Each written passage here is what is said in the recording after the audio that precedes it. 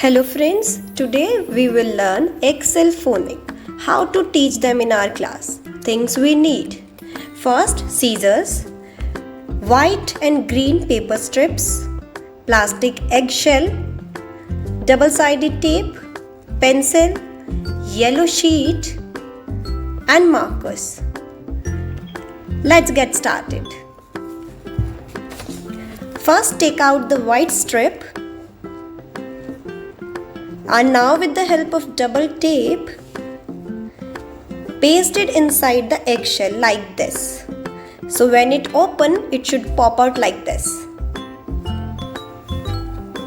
Now second step, with the help of the paper and the pencil, make two small pictures of duck and chick like this and cut it out. You can also color it. Done. Step 3. Take out the blue strip with the help of the scissors and using the markers, cut the strip into the small one like I am showing you.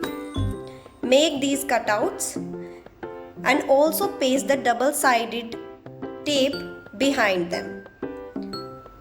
Good? Okay. Now step 5.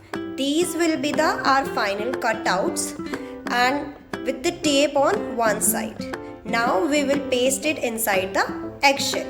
I have pasted these words on the eggshell.